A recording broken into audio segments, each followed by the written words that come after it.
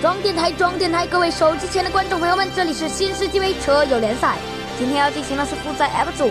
由此可见，我们增强了赛道的防护措施，希望事故不要再频发了。昨晚我们针对之前几次比赛各个事故点进行了一次修整。OK， 看看选手吧。首先是来自 PLX 车队的超高人气选手日产凌风，然后是实力同样强悍的宾利。哦，对了，别忘了 Highness 的阿斯顿马丁，还有 GT2 的异域风情。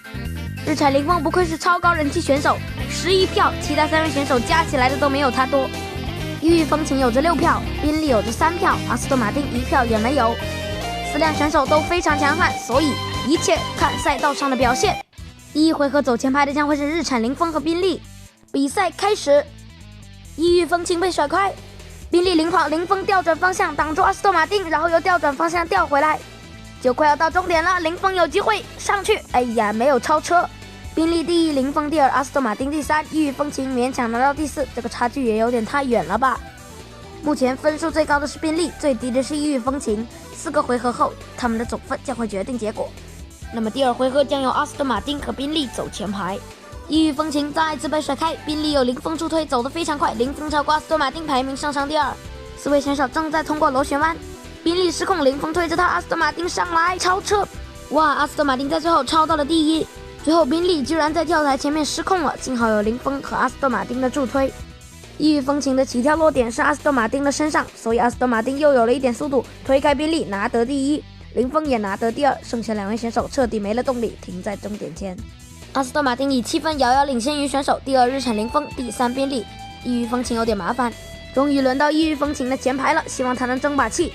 日产凌风在的时候疯狂助推，好的，异域风情拿到领先，阿斯顿马丁紧随其后。哦，阿斯顿马丁失误了，凌风从他旁边超车。好的，不过不确定异域风情碰没碰到终点线。最后关头，阿斯顿马丁居然打滑，还撞到了旁边的护栏。凌风趁此机会从旁边直接超过去，不过因为镜头跟不上，所以没有看到异域风情碰没碰到终点线。可以看到异域风情直接到了白线。刚进入镜头的时候，异域风情的车尾离白线还有几厘米的距离，但是导播切下画面，过了一会儿，异域风情的车尾碰到了白线，这就说明异域风情一直处于倒车状态。然而能使他倒车的一定是撞到了什么，然而以他这个方位撞到的只有终点线。众所周知，我们终点线右边那部分是凸起来一块的，所以这很正常。那么我们判定异域风情5分有效，而且还进入了8秒俱乐部。不过宾利这样的老将居然还摔在场外，属实是有点不太应该啊。异域风情的5分折将让他又有了赢的希望。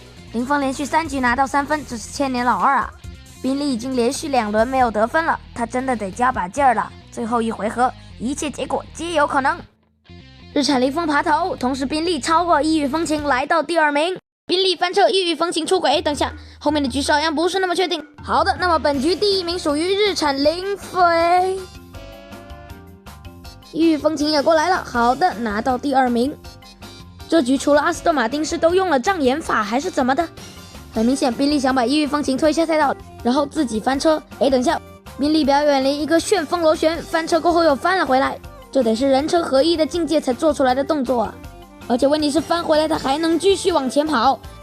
凌风一路往前冲，就当我们以为他要拿到这个5分的时候，镜头正好给到后来居上的宾利，而且好像没有人注意到计时器。等宾利过去以后才发现凌风停在了终点之前。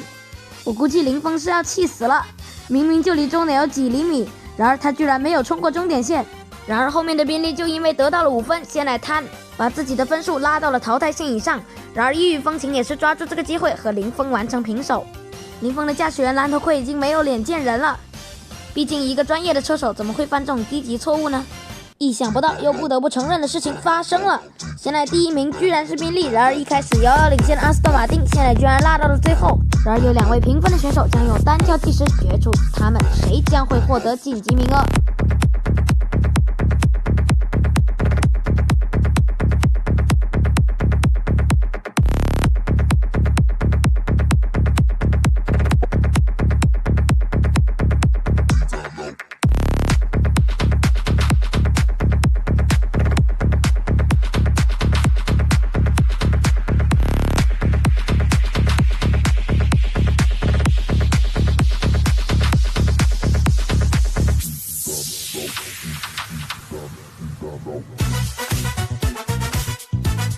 那么恭喜林峰和宾利进入20强，地狱风情进入复活赛，然而阿斯顿马丁只能止步32强。